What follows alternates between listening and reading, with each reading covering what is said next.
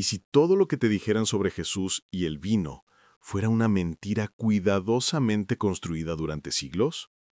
¿Y si el significado real detrás de ese líquido sagrado que transformó el agua en las bodas de Caná escondiera una verdad tan poderosa que cambiaría completamente tu comprensión del cristianismo? Prepárate, porque lo que estás a punto de descubrir podría sacudir los cimientos de todo lo que creías saber. Bienvenidos. Hoy vamos a adentrarnos en uno de los misterios más controvertidos y mal interpretados de toda la historia del cristianismo. Vamos a hablar del vino, del alcohol y de lo que Jesús realmente enseñó sobre esto. Pero no esperes las respuestas típicas que has escuchado toda tu vida. Vamos a ir mucho más profundo, desentrañando textos antiguos, contextos históricos y significados que han permanecido ocultos durante milenios. Porque verás, la historia del vino en la Biblia no es simplemente sobre una bebida. Es sobre transformación, sobre lo divino tocando lo humano, sobre simbolismos que trascienden el tiempo y el espacio. Imagina por un momento que estás en Jerusalén en el año 30 de nuestra era. Las calles están llenas de peregrinos que han venido de todas partes del mundo conocido para celebrar la Pascua. El aire huele a incienso, a pan recién horneado, a cordero asándose en miles de hogares. En cada mesa, sin excepción, hay una copa de vino. No es opcional, es fundamental, es parte integral de la ceremonia más sagrada del judaísmo. Ahora, en medio de este escenario, aparece un rabino de Nazaret que no solo participa en estas ceremonias, no solo bebe vino, sino que realiza su primer milagro público transformando agua en vino. ¿Casualidad? Absolutamente no. Cada acción de Jesús estaba cargada de significado, y este primer milagro establece el tono para todo su ministerio. Pero antes de sumergirnos completamente en lo que Jesús enseñó, necesitamos entender algo crucial. El vino en el mundo antiguo no era lo que conocemos hoy. No estamos hablando de ir a una tienda y comprar una botella con 14 grados de alcohol. El vino en tiempos bíblicos era una realidad completamente diferente. Era la bebida universal, más segura que el agua en muchos casos porque el proceso de fermentación mataba muchos de los patógenos que hacían que el agua sin tratar fuera peligrosa. Las familias lo producían en sus propios hogares, lo guardaban en tinajas de barro y lo consumían diariamente, a menudo diluido con agua en proporciones que variaban según la ocasión y el propósito. Los romanos tenían una palabra para el vino sin diluir, merum, y beberlo puro era considerado de bárbaros, algo que solo hacían los extranjeros sin cultura. La proporción normal era de 1 parte de vino por 3 o incluso 5 partes de agua. Esto es importante porque cuando leemos en la Biblia sobre el consumo de vino, no debemos proyectar nuestras imágenes modernas de bares y botellas de licor. Estamos hablando de una bebida que era parte de la alimentación diaria, como el pan o el aceite de oliva. Ahora, sabiendo esto, volvamos a ese momento crucial en Caná de Galilea. Juan capítulo 2 nos narra este evento extraordinario, y cada detalle importa. María, la madre de Jesús, se da cuenta de que el vino se ha acabado. En la cultura de la hospitalidad judía, esto no es simplemente un inconveniente, es una vergüenza monumental para la familia anfitriona. El novio y su familia quedarían marcados socialmente, recordados por generaciones como aquellos que no pudieron proveer adecuadamente en su propia boda. María se acerca a Jesús y aunque él inicialmente parece resistirse, diciendo que su hora aún no ha llegado, procede a realizar el milagro. Y aquí es donde las cosas se ponen fascinantes. Jesús ordena llenar 6 tinajas de piedra, cada una con capacidad para unos 100 litros. Estamos hablando de aproximadamente 600 litros de agua que se transforman en vino, pero no cualquier vino. Cuando el maestresala lo prueba, queda asombrado. Va donde el novio y le dice algo que revela la calidad excepcional de este vino. Todo hombre sirve primero el buen vino y cuando ya han bebido mucho, entonces el inferior. Pero tú has guardado el buen vino hasta ahora. Este vino era superior a todo lo que habían servido antes. No era un vino cualquiera, era extraordinario. ¿Qué nos está diciendo esto? Jesús no solo resolvió un problema social, él hizo una declaración teológica profunda. El vino representa la alegría, la celebración, la abundancia de la vida. Al convertir el agua en vino, Jesús está anunciando que ha llegado el tiempo de algo nuevo, algo mejor, algo que supera todo lo que vino antes. El agua de las ceremonias de purificación judía se transforma en el vino de la nueva alianza. Es un símbolo de que la ley está siendo cumplida y trascendida por la gracia. Pero espera, porque esto apenas comienza. Si pensabas que ya tenías la respuesta completa, te equivocas. Hay capas sobre capas de significado aquí que necesitamos explorar. Porque verás, el vino en la tradición judía no era simplemente una bebida, era un símbolo teológico profundo que aparece una y otra vez a lo largo de toda la Escritura. En el libro de los Salmos leemos que el vino alegra el corazón del hombre. En Proverbios se nos advierte contra el exceso, pero nunca contra el vino en sí mismo. Los profetas del Antiguo Testamento usan la imagen de viñedos y vino para hablar de la relación de Dios con su pueblo. Isaías habla de un banquete que Dios preparará para todas las naciones, con vinos refinados. El profeta Amós describe la restauración futura diciendo que los montes destilarán vino nuevo. Una y otra vez, el vino aparece asociado con la bendición divina, con la promesa de Dios, con la alegría de su presencia. Y aquí hay algo que muchos cristianos modernos no saben o prefieren ignorar. Jesús bebía vino. No vino sin alcohol, no jugo de uva, sino vino real, fermentado. Lo sabemos porque sus críticos lo acusaban de ser comilón y bebedor de vino. Esta acusación aparece en Mateo capítulo 11 y en Lucas capítulo 7.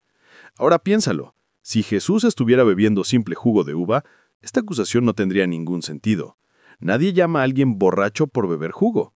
La acusación era precisamente porque Jesús participaba en banquetes, celebraba con publicanos y pecadores, y sí, bebía vino con ellos. De hecho, Jesús mismo señala este contraste en su ministerio. Dice que Juan el Bautista vino que no comía pan ni bebía vino, y la gente decía que tenía demonio. Pero el Hijo del Hombre vino comiendo y bebiendo, y lo llamaron glotón y borracho. Jesús está haciendo un punto importante aquí.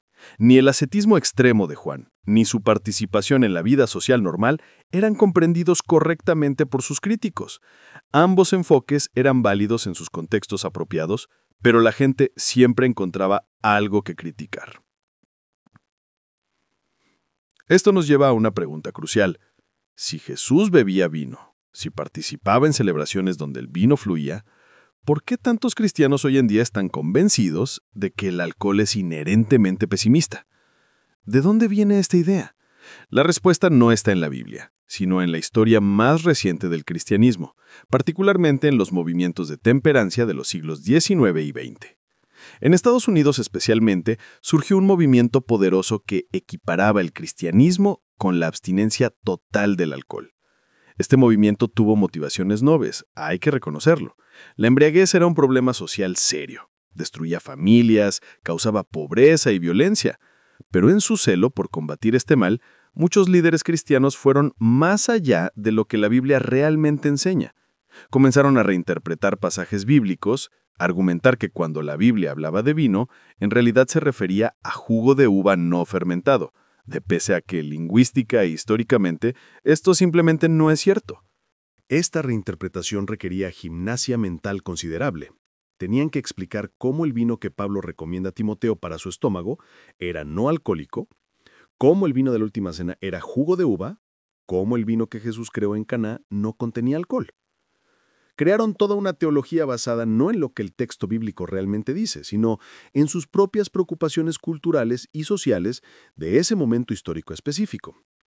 Ahora bien, y esto es crucial, entender que Jesús bebió vino no significa que estemos promoviendo el alcoholismo o la embriaguez.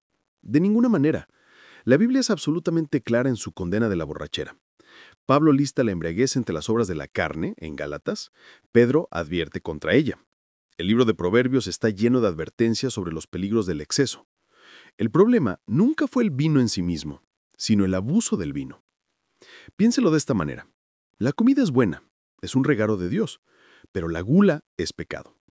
El dinero no es malo en sí mismo, pero el amor al dinero es raíz de todos los males.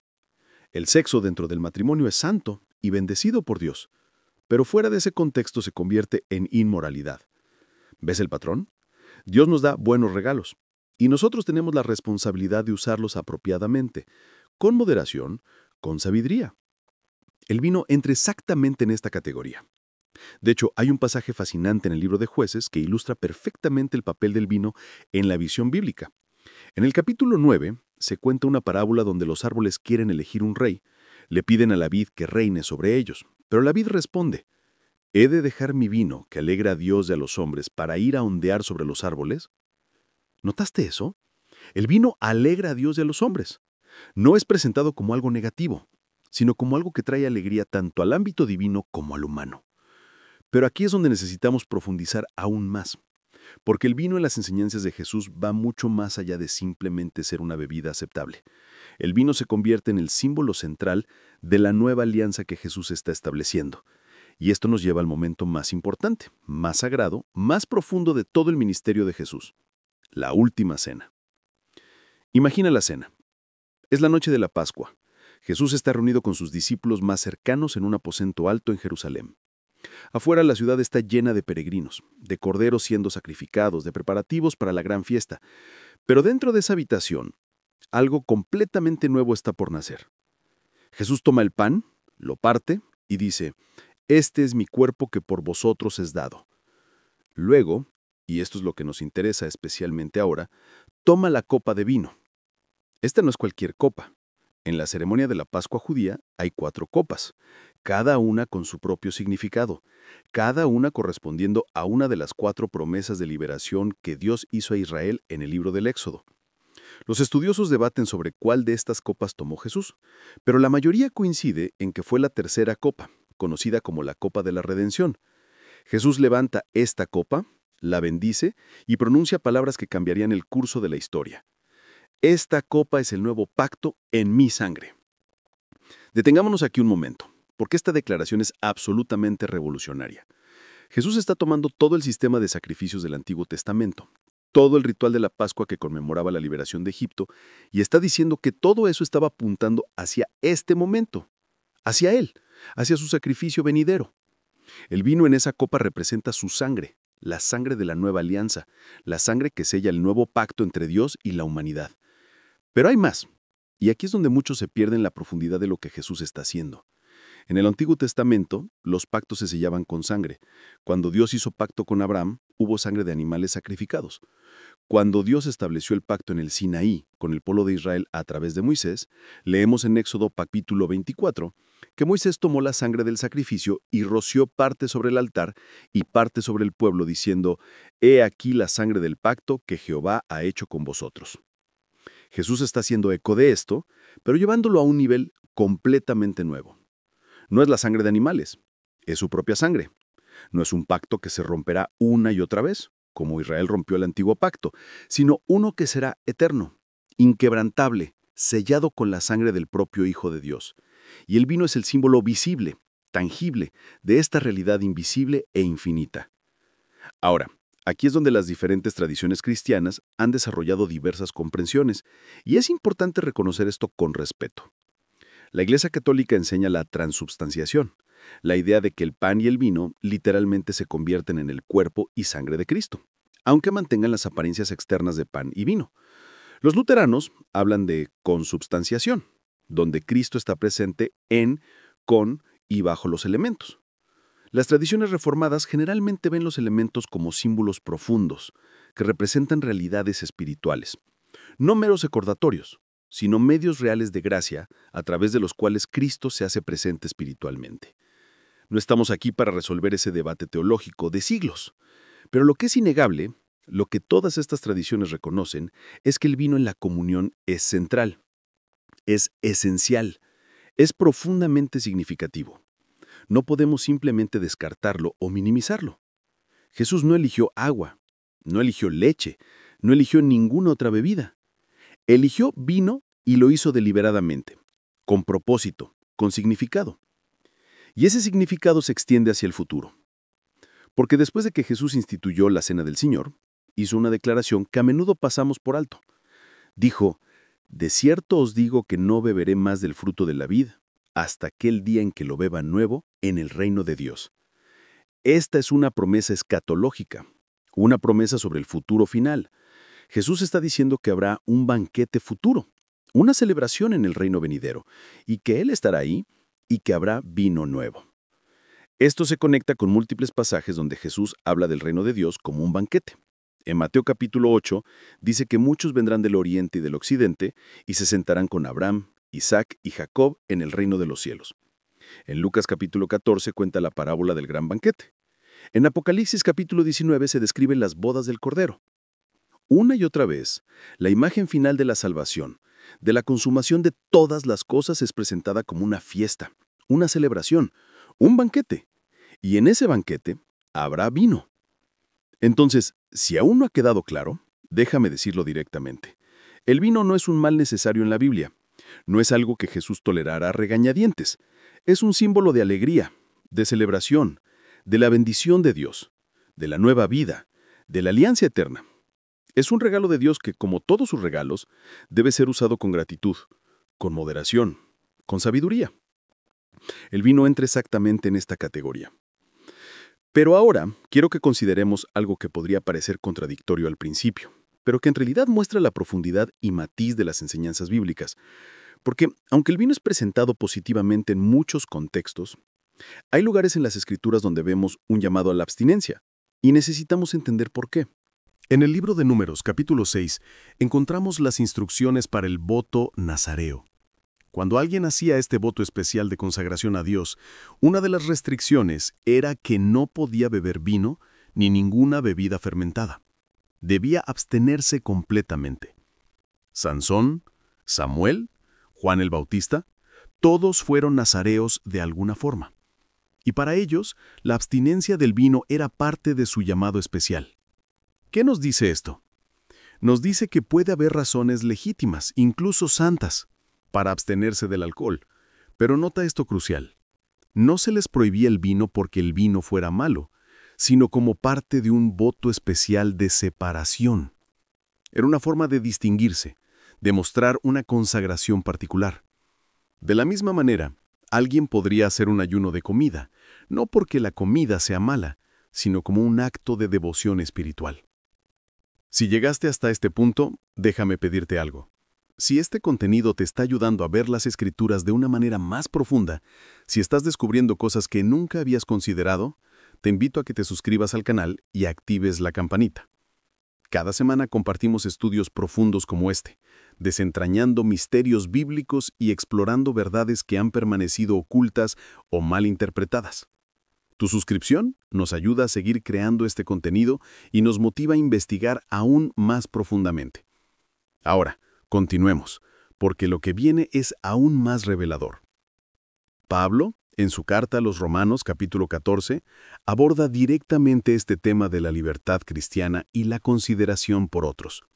Escribe: «Bueno es no comer carne, ni beber vino, ni nada en que tu hermano tropiece, o se ofenda, o se debilite». Aquí Pablo no está diciendo que el vino es malo. De hecho, en otros lugares él mismo recomienda un poco de vino a Timoteo por razones medicinales. Lo que está diciendo es que, por amor al hermano débil en la fe, podríamos elegir voluntariamente abstenernos de algo que es legítimo en sí mismo. Este principio es profundamente importante y a menudo mal entendido.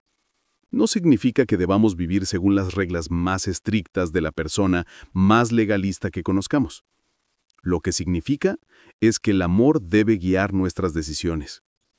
Si estoy con alguien que lucha con la adicción al alcohol, sería increíblemente insensible y destructivo que yo ordenara una copa de vino en su presencia. No porque el vino sea malo, sino porque el amor por mi hermano importa más que mi libertad personal en ese momento. Esta es la sabiduría cristiana madura. No es legalismo que dice, esto está prohibido para todos siempre. Tampoco es libertinaje que dice, puedo hacer lo que quiera sin considerar a nadie más. Es una tercera vía, la vía del amor, que reconoce tanto la libertad que tenemos en Cristo como la responsabilidad que tenemos hacia los demás. Y esto nos lleva a considerar el tema del alcoholismo y la adicción, algo que no podemos ignorar. El alcoholismo es una enfermedad real, que destruye vidas, familias, comunidades enteras. Según las estadísticas, millones de personas luchan con la adicción al alcohol. Causa accidentes, violencia doméstica, problemas de salud devastadores. Este es un sufrimiento real que no podemos minimizar. Para alguien que es alcohólico, la abstinencia total no es una opción, es una necesidad. Y aquí la iglesia debe ser un lugar de apoyo, de sanación, de comunidad que ayuda en la recuperación. Nadie debe ser presionado a beber. Nadie debe ser juzgado por elegir abstenerse.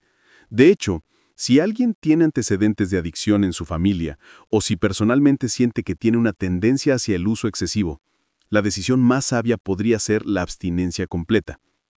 Pero reconocer esto no requiere que reescribamos la Biblia o que pretendamos que Jesús no bebió vino. Requiere que seamos honestos con el texto bíblico mientras simultáneamente somos compasivos y sabios en nuestra aplicación. La Biblia condena la embriaguez, no el vino. Condena la pérdida de control, no la bebida moderada.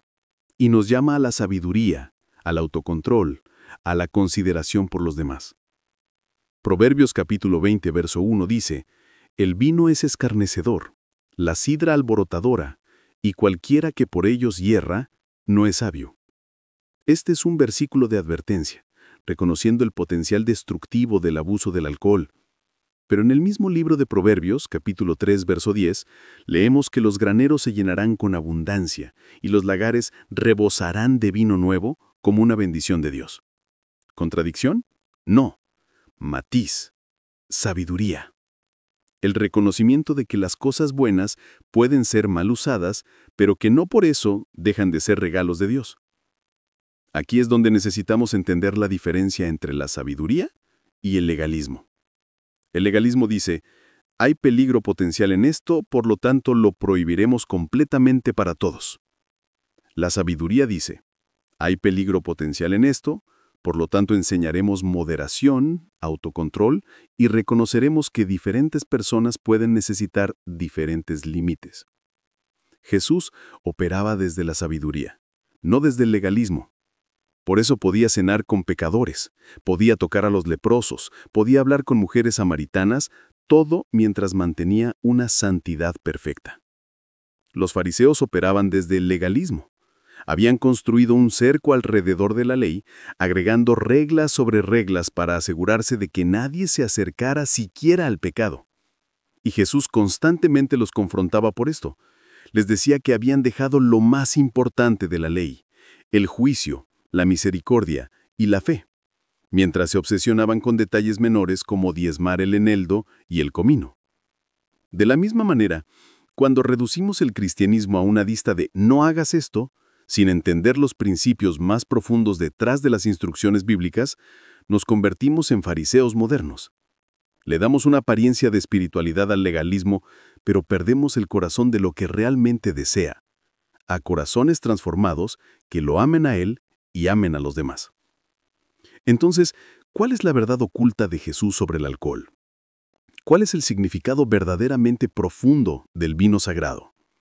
Es esto: el vino, como todo en la creación, apunta más allá de sí mismo hacia el Creador.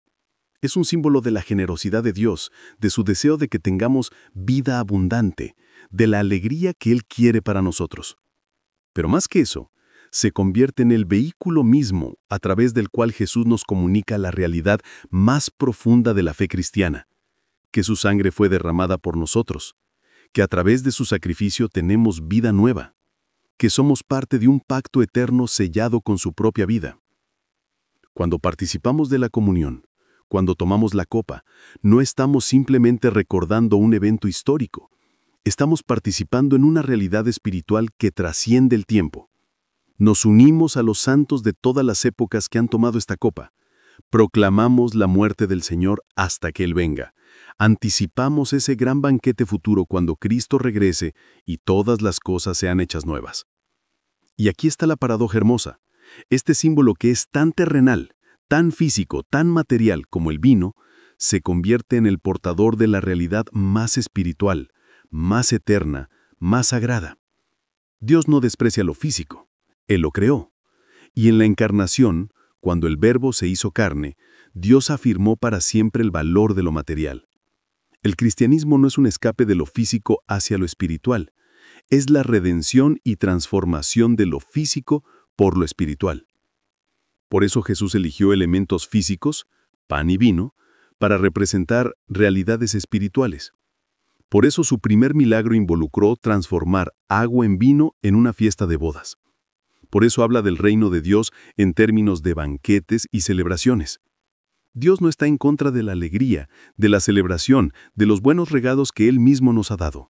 Está en contra del abuso, del exceso, de poner cualquier regalo por encima del dador. Ahora, hay otro aspecto del vino en las enseñanzas de Jesús que a menudo se pasa por alto, pero que es absolutamente crucial para entender su ministerio. Es la conexión entre el vino y la alegría mesiánica, la idea de que la venida del Mesías inauguraría un tiempo de celebración y abundancia. Los profetas del Antiguo Testamento habían predicho que cuando el Mesías viniera, habría una transformación radical de la realidad. Isaías capítulo 25 describe un banquete que Dios prepara con vinos refinados. Joel capítulo 3 habla de los montes destilando vino nuevo. Amós capítulo 9 promete que en los días de la restauración los montes destilarán mosto. Una y otra vez, el vino nuevo, el vino abundante, es asociado con la era mesiánica. Cuando Jesús convierte el agua en vino en Caná, no está simplemente resolviendo un problema social. Está anunciando que la era mesiánica ha comenzado. El tiempo de espera ha terminado. El reino de Dios ha irrumpido en la historia humana. Y lo hace a través del símbolo del vino abundante y de la más alta calidad. De hecho, hay un detalle en el relato de Juan que es fácil pasar por alto. Cuando el maestresala prueba el agua convertida en vino, se sorprende no solo por su calidad, sino por el momento en que se sirve. Normalmente dice, se sirve primero el buen vino, y después, cuando la gente ya ha bebido bastante, se sirve el vino inferior. Pero aquí, el mejor vino se ha guardado para el final. Esta es una declaración teológica profunda. El orden viejo está siendo invertido. Lo que viene después es mejor que lo que vino antes. La gracia supera la ley. La nueva alianza supera la antigua. Lo que Dios está haciendo ahora, a través de Jesús, es superior a todo lo que vino antes. No es que lo anterior fuera malo. Dios lo estableció después de todo, pero estaba incompleto. Era una sombra de lo que vendría.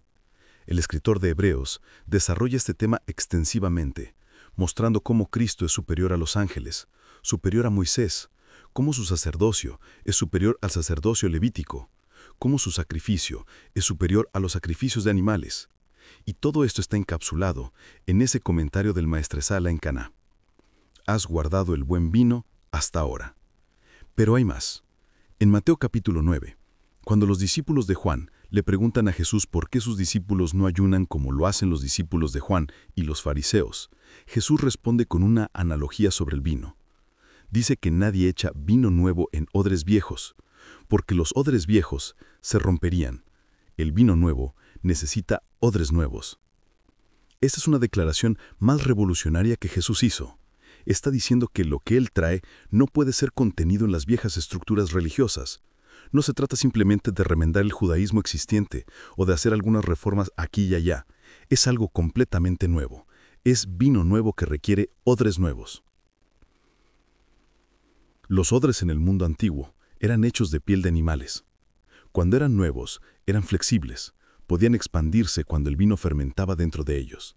Pero con el tiempo, los odres se volvían rígidos, quebradizos.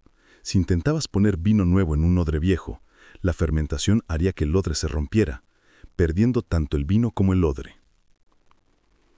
Jesús está diciendo que su mensaje, su reino, su nueva alianza, es como vino nuevo. Necesita formas nuevas, estructuras nuevas, comprensiones nuevas. No puede ser forzado dentro de las categorías y prácticas antiguas sin destruir tanto el mensaje como las estructuras. Esta es una de las razones por la que Jesús constantemente entraba en conflicto con los líderes religiosos de su tiempo. Ellos querían mantener los odres viejos, las viejas formas de hacer las cosas, las viejas interpretaciones de la ley. Pero Jesús estaba trayendo algo radicalmente nuevo. Y aquí está la ironía. Muchas iglesias hoy han hecho exactamente lo mismo que los fariseos. Han creado nuevos odres viejos, nuevas estructuras rígidas que no pueden contener el vino nuevo del Espíritu. Se aferran a tradiciones hechas por hombres como si fueran mandamientos de Dios.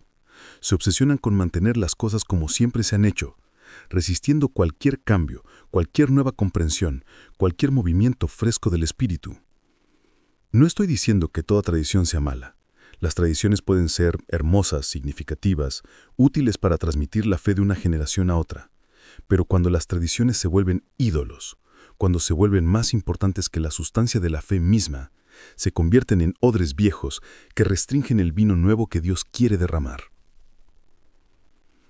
Esto nos lleva a una pregunta importante. ¿Cómo debemos vivir? Si el vino no está prohibido, pero el exceso sí. Si la libertad es real, pero la consideración por otros también importa. Si somos llamados a algo nuevo, pero debemos respetar lo que vino antes, ¿cómo navegamos todo esto? La respuesta, como en tantas cosas del cristianismo, es que vivimos en la tensión. Vivimos entre el ya y el todavía no. El reino de Dios ya ha sido inaugurado, pero todavía no ha sido consumado completamente. Ya somos hijos de Dios, pero todavía no hemos sido plenamente transformados. Ya tenemos libertad en Cristo, pero todavía debemos considerar cómo nuestras acciones afectan a otros. Pablo en 1 Corintios capítulo 10 nos da un principio guía hermoso. Todo me es lícito, pero no todo conviene. Todo me es lícito, pero no todo edifica. Luego dice, ninguno busque su propio bien, sino el del otro. Esta es la ética cristiana en su esencia. No se trata de una lista de reglas rígidas, sino de un principio de amor que guía nuestras decisiones. Aplicado al tema del vino y el alcohol, esto significa varias cosas. Significa que no tengo que sentirme culpable por disfrutar una copa de vino con la cena si lo hago con moderación y gratitud. Significa que no debo juzgar a otros que eligen abstenerse completamente, reconociendo que pueden tener razones válidas para esa elección. Significa que si estoy en una situación donde mi beber podría causar que alguien tropiece o luche, el amor me llama a abstenerme en ese momento. Significa que debo examinarme honestamente para asegurarme de que no estoy desarrollando una dependencia o perdiendo el control. Este tipo de ética requiere madurez espiritual. Es mucho más fácil tener una regla simple, que se aplica igual a todos en todas las situaciones. Pero Jesús no nos llamó a la facilidad, nos llamó a la madurez, nos llamó a crecer, a pensar, a discernir, a ser guiados por el Espíritu, en lugar de simplemente seguir un código legalista. Y aquí hay una cosa que a menudo se pasa por alto. El autocontrol es un fruto del Espíritu. Gálatas capítulo 5 lo lista junto con el amor, gozo, paz, paciencia, benignidad, bondad, fe y mansedumbre. El autocontrol no es simplemente fuerza de voluntad humana, es el resultado de la obra del Espíritu Santo en nuestras vidas. Esto significa que nuestra capacidad para usar los regalos de Dios apropiadamente, incluyendo el vino, no viene principalmente de reglas externas, sino de transformación interna. Cuando el Espíritu Santo está obrando en nosotros, produciendo su fruto, naturalmente tendremos el autocontrol necesario para disfrutar de los buenos regalos de Dios sin abusar de ellos. Por otro lado, si alguien lucha constantemente con el exceso, con la pérdida de control, con la adicción, esto puede ser una señal de que hay áreas de su vida que necesitan sanación más profunda. No es suficiente simplemente decir, no bebas más. Necesita abordarse las heridas subyacentes, los vacíos que la persona está tratando de llenar, las razones por las que busca escape o alivio en sustancias. La iglesia debería ser un lugar donde esta sanidad puede ocurrir. Debería ser una comunidad donde las personas puedan ser honestas sobre sus luchas sin temor al juicio, donde puedan recibir apoyo práctico, oración, consejería y el amor de hermanos y hermanas que caminan con ellos hacia la libertad.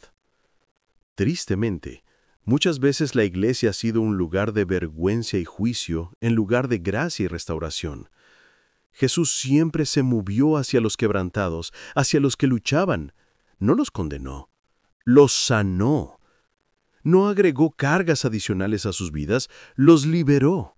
Su yugo es fácil y su carga ligera, como él mismo dijo. Esto no significa que no haya disciplina, no significa que no haya cambio requerido, pero significa que el enfoque está en la relación, en la transformación de corazón, no simplemente en la conformidad externa a reglas. Volviendo al tema del vino específicamente, hay un aspecto más que necesitamos considerar. El vino como símbolo de la alegría escatológica, de la celebración final que nos espera. Apocalipsis, el último libro de la Biblia, está lleno de imágenes de celebración, de banquetes, de júbilo. En Apocalipsis, capítulo 19, leemos sobre las bodas del Cordero. Se nos dice, bienaventurados los que son llamados a la cena de las bodas del Cordero. Esta es la culminación de toda la historia de la redención. Es el momento en que Cristo, el novio, se une finalmente con su novia, la iglesia, y se describe como un banquete de bodas. ¿Recuerdas el primer milagro de Jesús en Caná? Fue en una boda.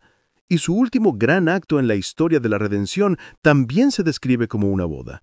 No es coincidencia. Toda la historia bíblica se mueve desde una boda en un jardín, Adán y Eva en el Edén, a través de la ruptura del pecado, hacia una nueva boda, una restauración final donde toda la creación es renovada. Y en esa boda final habrá alegría, habrá celebración, habrá, como Jesús prometió, vino nuevo en el reino de Dios. El símbolo del vino nos señala hacia adelante, hacia esa consumación futura cuando todas las lágrimas serán enjugadas, cuando la muerte no será más, cuando todo será hecho nuevo. Esto es importante porque cambia cómo vemos no solo el vino, sino todos los buenos regalos de Dios en esta vida presente. No son fines en sí mismos, son anticipos, muestras, sabores de la bondad que está por venir. Cuando disfrutamos de una comida deliciosa, de un vino bien elaborado, de la belleza de la naturaleza, de la alegría de la amistad, estamos experimentando sombras y reflejos de la realidad plena que nos espera en la presencia de Dios. C.S. Lewis dijo algo profundo sobre esto. Dijo que si encontramos en nosotros un deseo que nada en este mundo puede satisfacer, la explicación más probable es que fuimos hechos para otro mundo. Todos esos momentos de alegría intensa que experimentamos, todos esos momentos donde la belleza nos abruma, donde sentimos que estamos tocando algo trascendente, son señales, son indicadores apuntando hacia nuestra verdadera casa, hacia la realidad para la cual fuimos creados. El vino, entonces, cuando se entiende correctamente, no es un fin, sino un medio. No es el destino, sino una señal en el camino. Nos recuerda que Dios es generoso, que nos ha dado este mundo lleno de buenos regalos para disfrutar. Pero también nos recuerda que esto no es todo lo que hay, que algo mejor está por venir.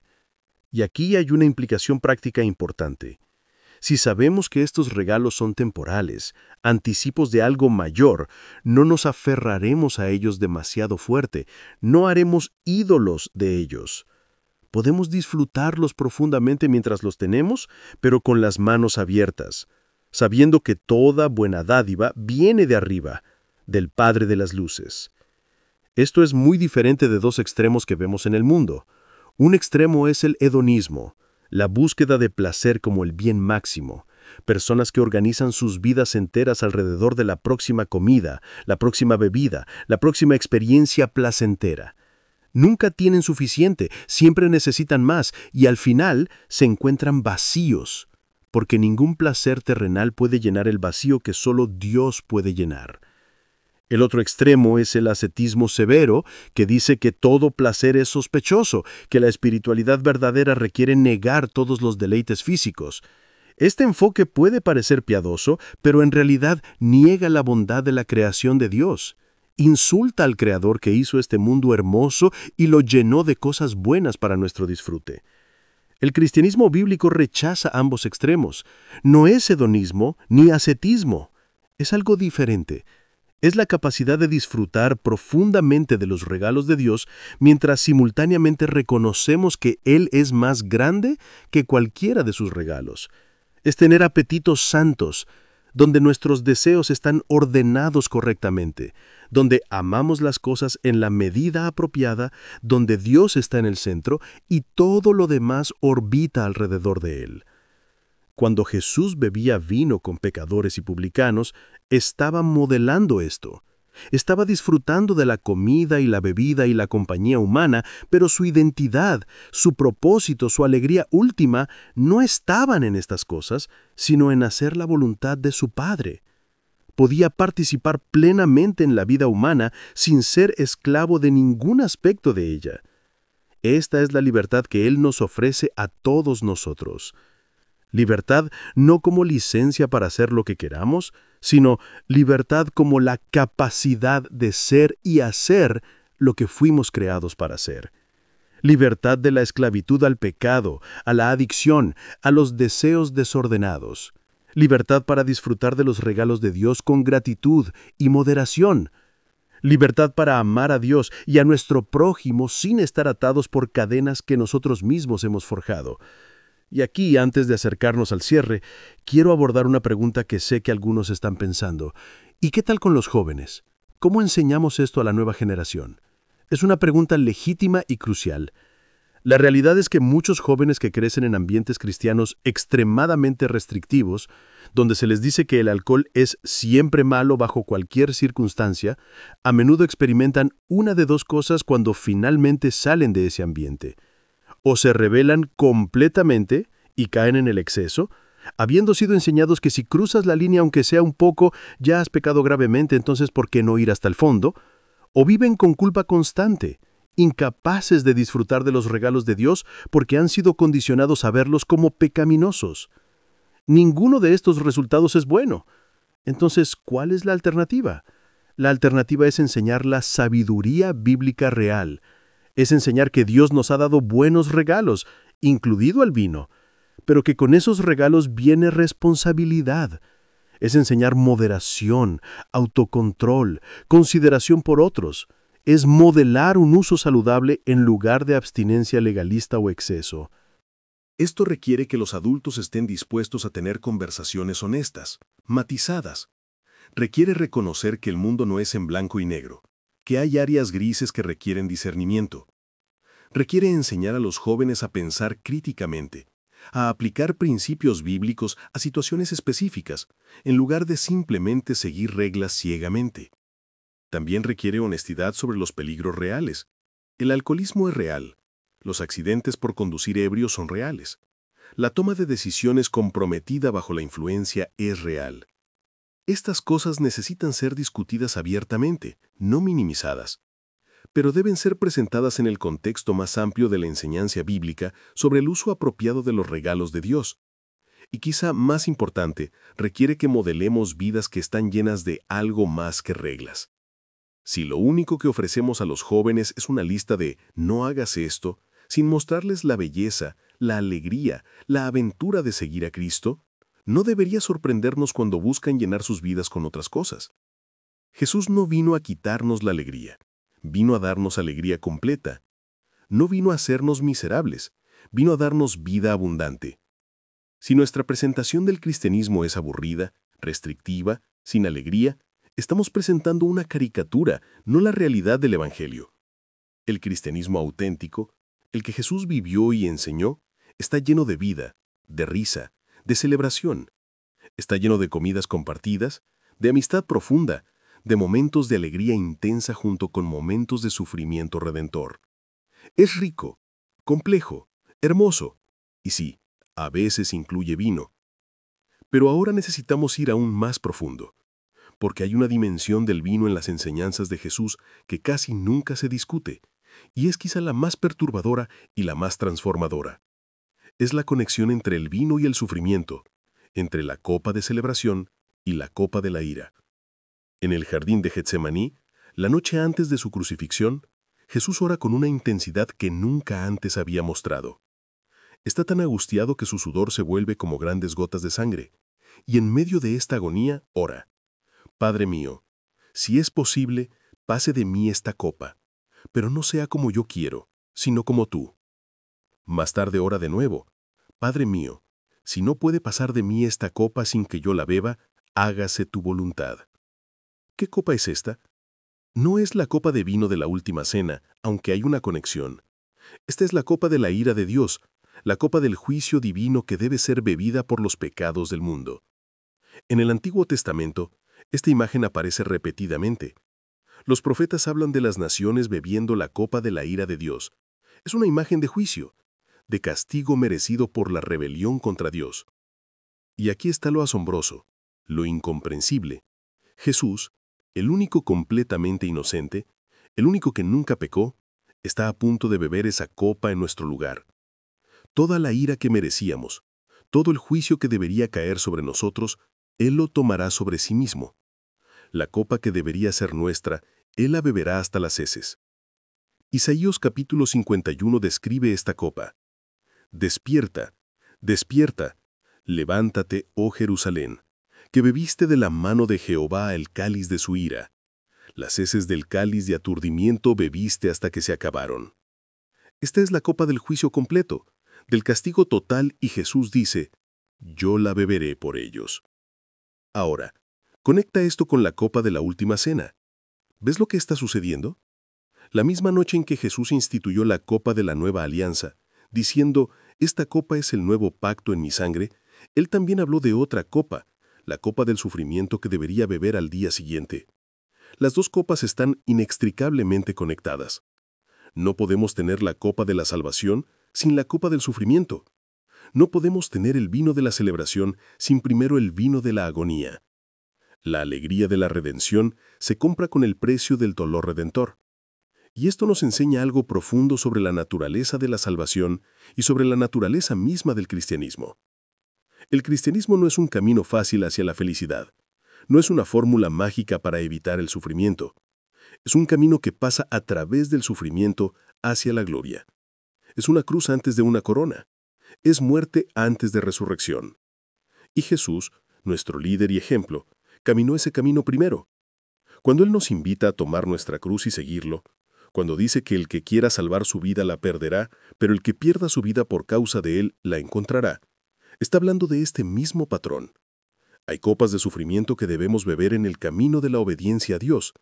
Hay momentos en que hacer lo correcto nos costará algo, nos costará todo. Santiago y Juan, los hijos de Zebedeo, una vez le pidieron a Jesús que les dejara sentarse a su derecha y a su izquierda en su gloria. Jesús les respondió con una pregunta.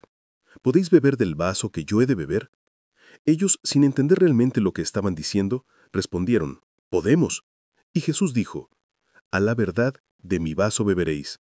Estaba profetizando que ellos también enfrentarían sufrimiento por causa del Evangelio. Y así fue. Santiago fue el primer apóstol martirizado, y Juan sufrió exilio y persecución. Pero aquí está la esperanza gloriosa.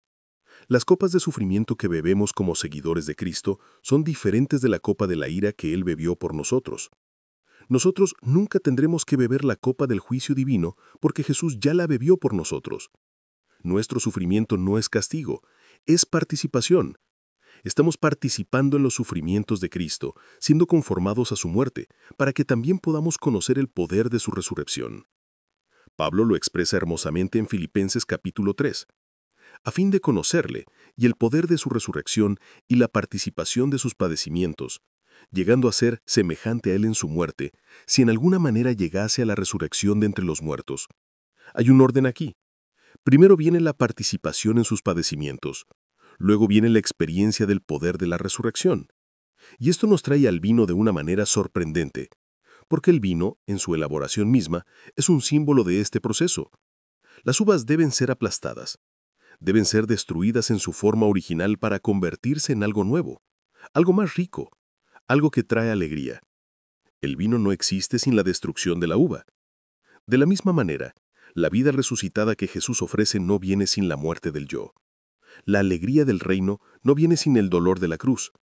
La celebración eterna no viene sin el sufrimiento temporal. Y todo esto está encapsulado en ese simple pero profundo símbolo del vino. Jesús lo dijo de manera aún más directa en Juan capítulo 12.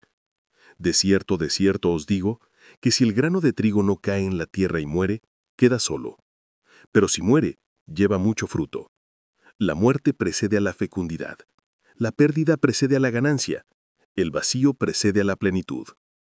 Ahora, algunos podrían pensar que esto suena demasiado oscuro, demasiado enfocado en el sufrimiento, pero en realidad es exactamente lo opuesto.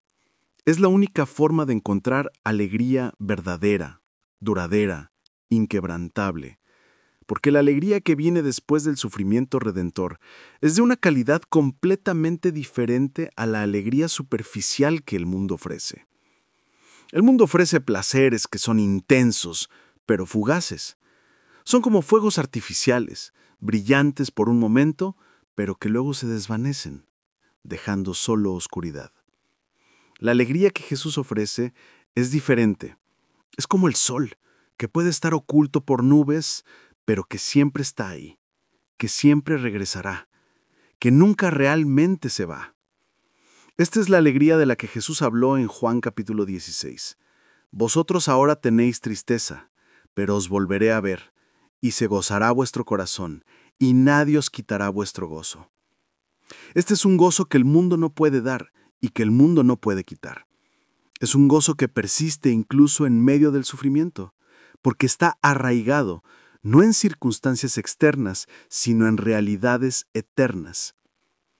Y aquí hay algo que debemos entender. Cuando Jesús promete que beberá vino nuevo con nosotros en el reino de Dios, cuando habla del banquete mesiánico, cuando describe las bodas del Cordero, no está hablando de escapismo. No está diciendo, aguanten el sufrimiento ahora porque eventualmente habrá una fiesta.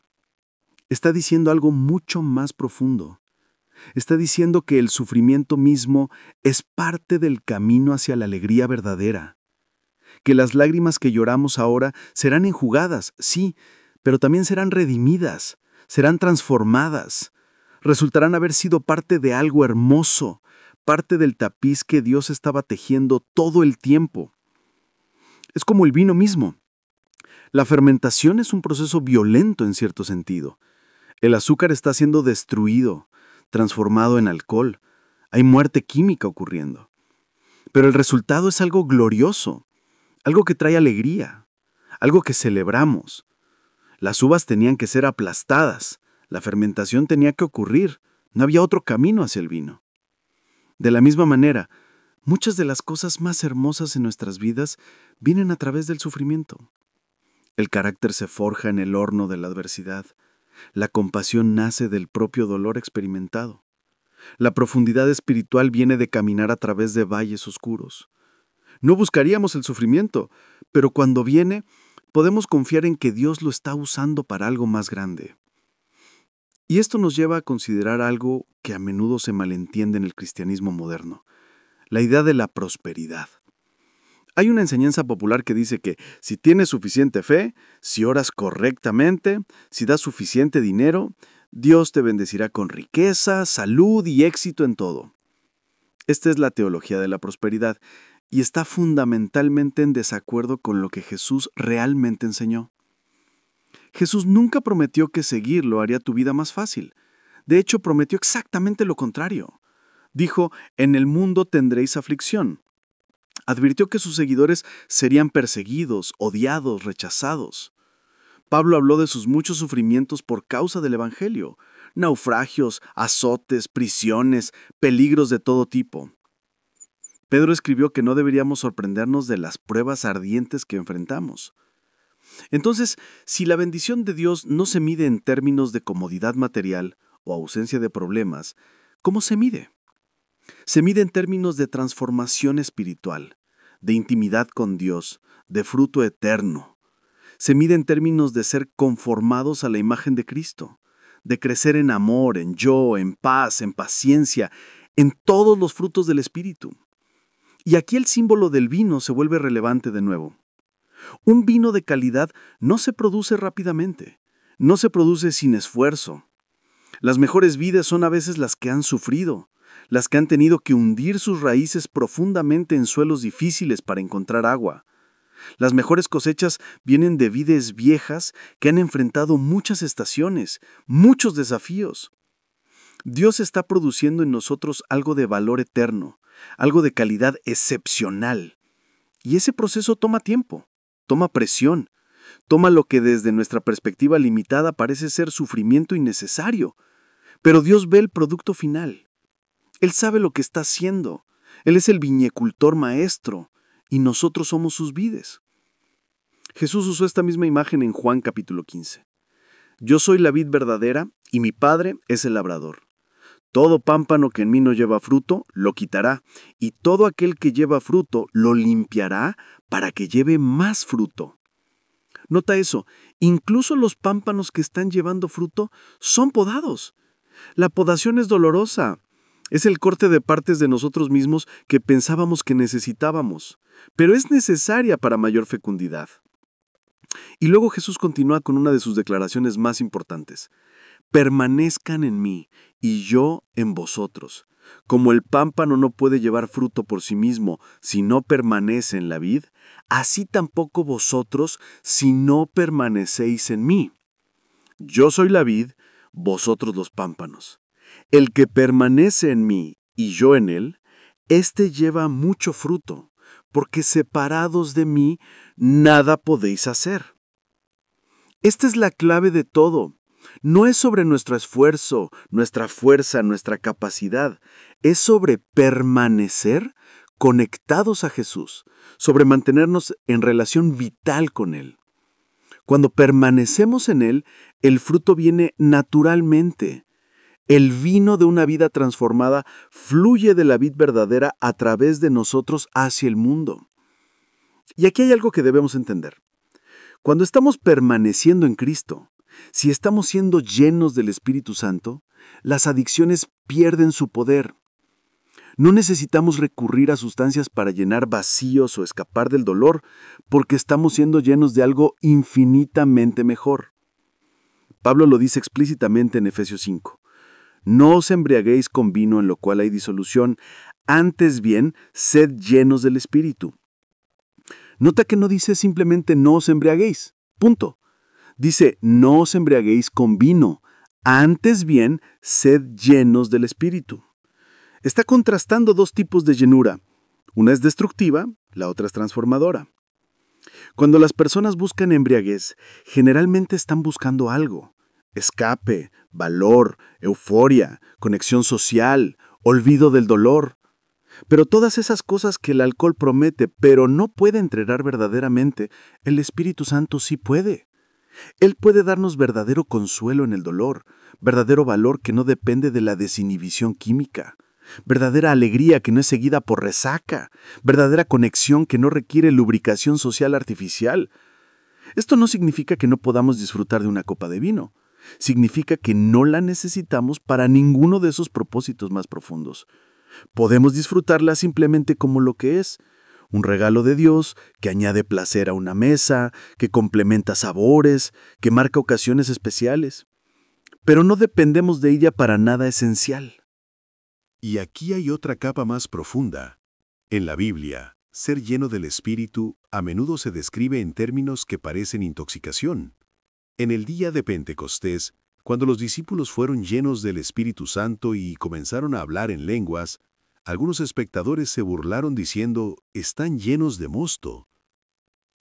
Pedro tuvo que explicar, «No están borrachos, como vosotros suponéis, puesto que es la hora tercera del día, sino que esto es lo dicho por el profeta Joel».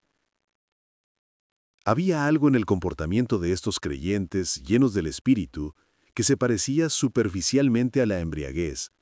Júbilo incontrolable, comportamiento inusual, pérdida de inhibiciones normales. Pero era radicalmente diferente. No era pérdida de control, sino entrega de control. No era confusión, sino claridad. No era destrucción, sino edificación. Esto nos muestra algo importante.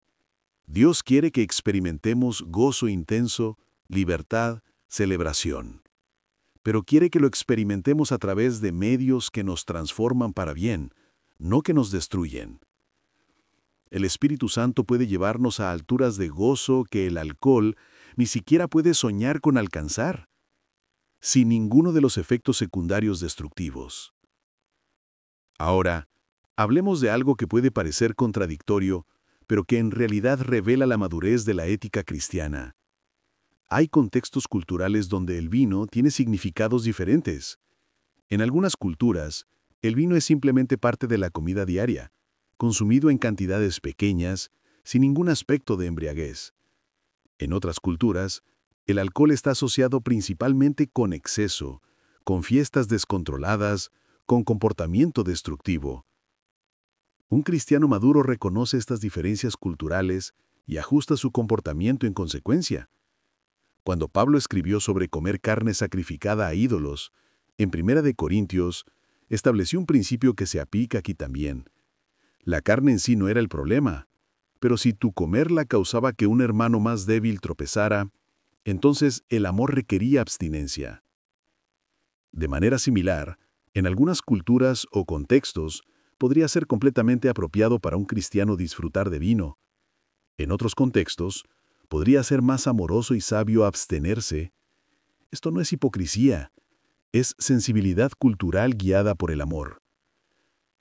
Y aquí necesitamos abordar algo que es particularmente relevante en el mundo moderno: la cuestión de la edad legal para beber y las leyes civiles. Pablo en Romanos capítulo 13 nos dice que debemos someternos a las autoridades gobernantes porque han sido establecidas por Dios. Esto significa que, aunque creamos que el vino no es intrínsecamente malo, debemos respetar las leyes de nuestra sociedad sobre la edad legal para consumirlo. Esto es particularmente importante para los jóvenes cristianos. Aunque la Biblia no prohíbe el alcohol en sí, sí nos llama a obedecer las leyes de nuestra tierra. Beber antes de la edad legal no es simplemente una cuestión de libertad personal, es una cuestión de desobediencia civil y de testimonio cristiano. Además, hay razones prácticas sólidas para estas leyes. El cerebro adolescente todavía está en desarrollo, particularmente en áreas relacionadas con el juicio y el control de impulsos. El consumo de alcohol durante estos años de desarrollo puede tener efectos negativos duraderos. Así que estas leyes, aunque pueden parecer restrictivas, en realidad están diseñadas para protección. Pero más allá de la letra de la ley está el espíritu de la sabiduría. Aún en lugares donde no hay una edad legal para beber, sería sabio que los jóvenes eviten el alcohol hasta que tengan la madurez para usarlo responsablemente. Y esa madurez no viene automáticamente con una fecha en el calendario, viene con crecimiento en carácter, autocontrol y sabiduría. Ahora, quiero abordar algo que es crucial pero que a menudo se evita en las iglesias: el tema del alcoholismo y la genética. La investigación científica ha mostrado que hay componentes genéticos en la susceptibilidad a la adicción. Algunas personas, debido a su composición genética o antecedentes familiares, tienen un riesgo mucho mayor de desarrollar alcoholismo que otras. Para estas personas, incluso el uso moderado puede ser peligroso porque el riesgo de caer en la adicción es mucho mayor. Esto no es debilidad moral, es realidad biológica. Y la sabiduría cristiana reconoce esto.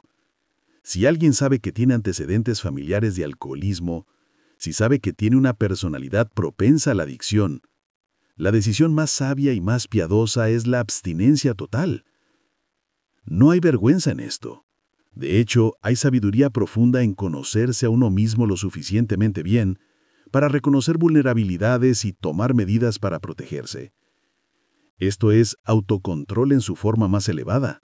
No la capacidad de beber moderadamente, sino la capacidad de no beber en absoluto cuando sabes que es lo mejor para ti.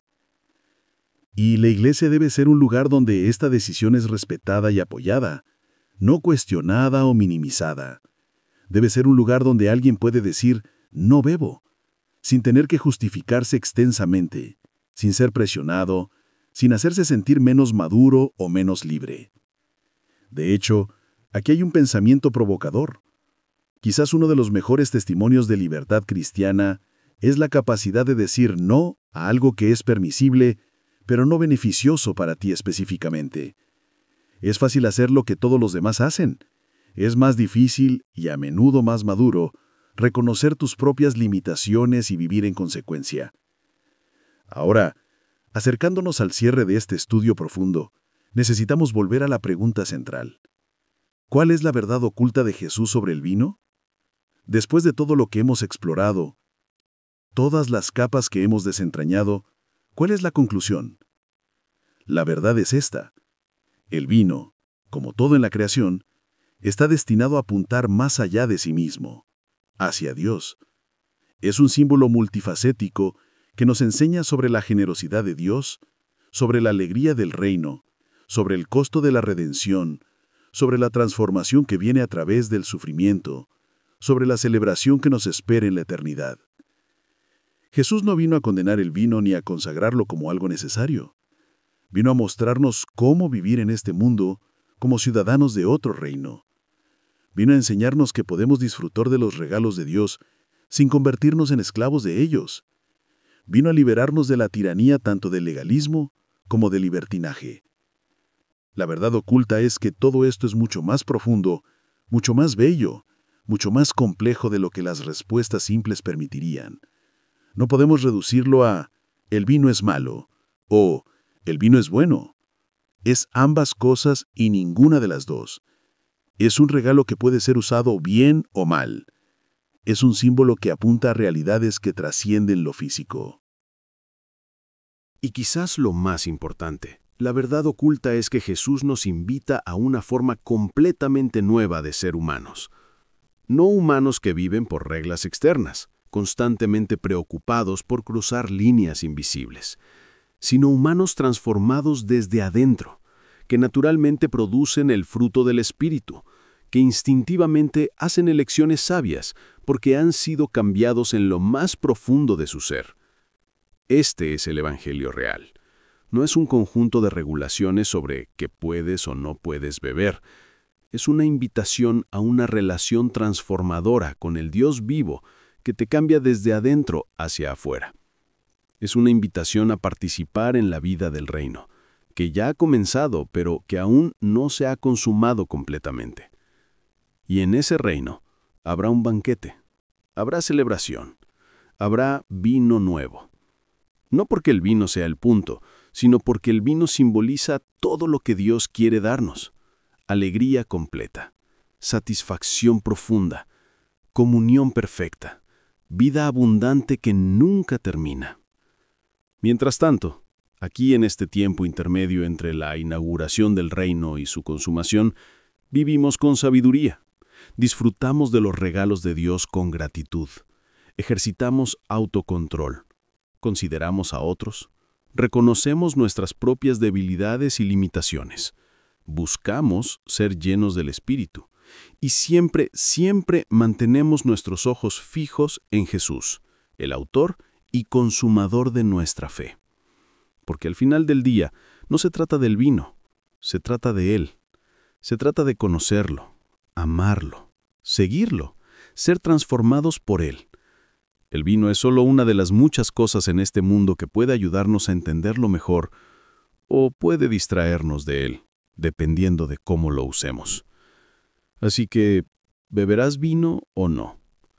Esa es tu decisión, guiada por el Espíritu Santo, informada por las Escrituras, considerando tu propio contexto, tus propias vulnerabilidades, tu propio llamado.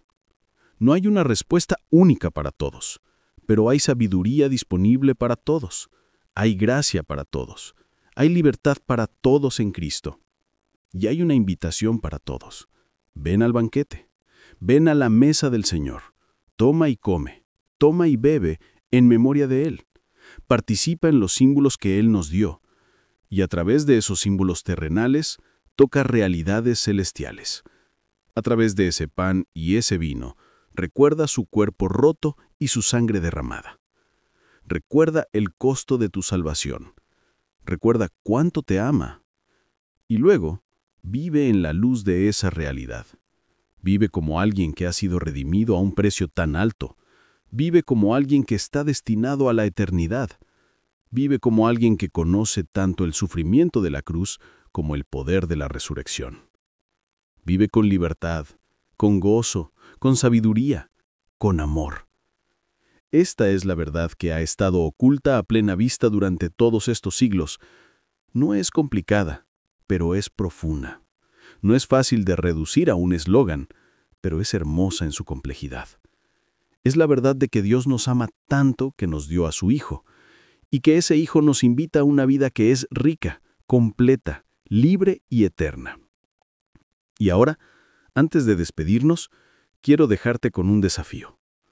No te quedes con lo que yo te he dicho. Ve y estudia las Escrituras por ti mismo. Pídele al Espíritu Santo que te guíe a toda verdad. Considera estas cosas profundamente. Ora sobre ellas. Discútelas con otros creyentes maduros. Forma tus propias convicciones basadas en la palabra de Dios, no en tradiciones humanas o en lo que es culturalmente aceptable. Y cualesquiera que sean la conclusión a la que llegues sobre este tema específico del vino y el alcohol, asegúrate de que estés viviendo en la libertad que Cristo te dio. No la libertad para hacer lo que quieras sin consecuencias, sino la libertad para ser quien fuiste creado para ser. La libertad de amar a Dios con todo tu corazón, alma, mente y fuerzas, y de amar a tu prójimo como a ti mismo. Porque al final, cuando estemos ante Cristo, no nos preguntará si bebimos vino o no. Nos preguntará si lo amamos, si alimentamos a los hambrientos, si visitamos a los prisioneros, si cuidamos de la viuda y el huérfano, si amamos a nuestros enemigos, si perdonamos a los que los ofendieron, si vivimos vidas que reflejaron su amor al mundo. Estas son las cosas que realmente importan. Estas son las cosas por las que seremos juzgados. No por si tomamos una copa de vino o no, sino por si tomamos nuestra cruz y lo seguimos. No por si participamos en celebraciones terrenales, sino por si participamos en la obra de su reino. Entonces, hermanos y hermanas, vivamos con sabiduría, vivamos con libertad, vivamos con amor, y vivamos siempre con nuestros ojos fijos en Jesús, esperando ese día cuando nos sentemos con Él en el banquete eterno, cuando toda lágrima será enjugada, cuando todo dolor habrá pasado, cuando beberemos vino nuevo en el reino de nuestro Padre. Hasta ese día, sigamos adelante, sigamos creciendo, sigamos aprendiendo, sigamos siendo transformados de gloria en gloria por el Espíritu del Señor. Y que cada decisión que tomemos, grande o pequeña, sobre vino u otra cosa, sea una decisión que honre a Dios y bendiga a los demás. Si este estudio profundo ha abierto tus ojos a verdades que nunca habías considerado, si te ha chaleado a pensar más allá de las respuestas simples, si te ha inspirado a estudiar las Escrituras con mayor profundidad, entonces te invito encarecidamente a que te suscribas a este canal. Cada semana compartimos contenido como este, estudios bíblicos profundos que van más allá de lo superficial, que desentrañan misterios que han permanecido ocultos o malinterpretados durante siglos. No te conformes con un cristianismo de respuestas fáciles. Hay tanta riqueza, tanta profundidad, tanta belleza en las Escrituras que la mayoría de los cristianos nunca descubren. Y mi compromiso es ayudarte a descubrirla, semana tras semana, estudio tras estudio. Así que haz clic en ese botón de suscripción ahora mismo. Activa la campanita para que recibas notificaciones cada vez que publiquemos un nuevo video. Y si realmente quieres apoyar este trabajo, comparte este video con alguien que sabes que se beneficiaría de este mensaje. Compártelo en tus redes sociales. Coméntalo abajo con tus pensamientos, tus preguntas, tus propias revelaciones. Porque esto no es solo un canal de YouTube. Es una comunidad de buscadores de verdad, de personas que no tienen miedo de hacer preguntas difíciles, de desafiar suposiciones, de ir más profundo. Y te queremos aquí con nosotros. Además, si tienes temas específicos que te gustaría que exploráramos en futuros videos, déjamelo saber en los comentarios. Este contenido es para ti y quiero asegurarme de que estemos abordando las preguntas que realmente te importan. Y una cosa más, si este mensaje te bendijo, si te desafió, si cambió tu perspectiva de alguna manera, dale like a este video. Eso nos ayuda enormemente con el algoritmo de YouTube y permite que más personas descubran este contenido. Gracias por acompañarme en este viaje profundo a través de la historia, la teología y el significado del vino en las enseñanzas de Jesús. Que Dios te bendiga ricamente mientras continúas tu propio caminar con Él. Que el Espíritu Santo te guíe a toda verdad y que crezcas cada día más en la libertad, la sabiduría y el amor de Cristo. Nos vemos en el próximo video. Hasta entonces, permanece en la vid, produce mucho fruto y vive en la libertad gloriosa de los hijos de Dios. Shalom.